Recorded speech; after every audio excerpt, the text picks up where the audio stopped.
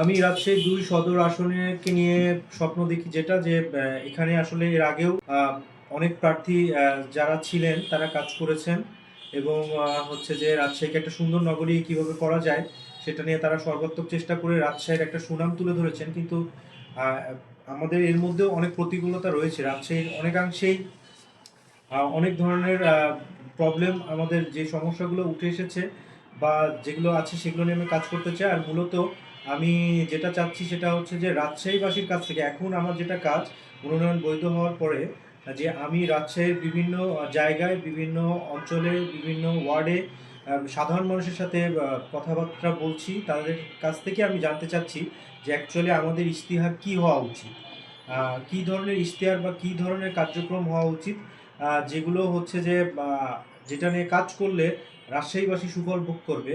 এবং আমি তাদেরকে এই মর্মে প্রত্যয়ন করেছি যে আমার যে ইশতেহার থাকবে, ইলেকশনে ইশতেহার থাকবে আমাদের, সেটা আমি যদি নির্বাচিত হতে পারি সেটার জন্য প্রত্যেক মাসে মাসে আমরা সেটা একটা ক্রস চেক করব।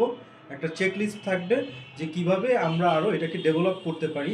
এবং আমাদের যে আইটি পার্কটা রয়েছে, এই আইটি পার্কটা আসলে প্রপার ইউজ হচ্ছে না এখন। এই আইটি পার্কটাকে কীভাবে আরও প্রপার ইউটিলাইজেশন করা যায় এবং তরুণ যুবকদেরকে আরও কর্মমুখী করা যায় প্রযুক্তিগতভাবে, সেই বিষয়ে আর কি উদ্যোগ নেওয়ার চেষ্টা করব। তো এই হচ্ছে আপাতত বিষয়। আমরা আরও মানুষজনের মতামত নিচ্ছি। আমরা টোটাল মতামতগুলো পেলে ২০ তারিখে পরে আমরা হচ্ছে আমাদের যে ইশতেহার, ইলেকশন ইশতেহার, সেটা সবার সাথে শেয়ার করব এবং সেই মোতাবেক আমরা ইলেকশনে কাজ করব। ধন্যবাদ।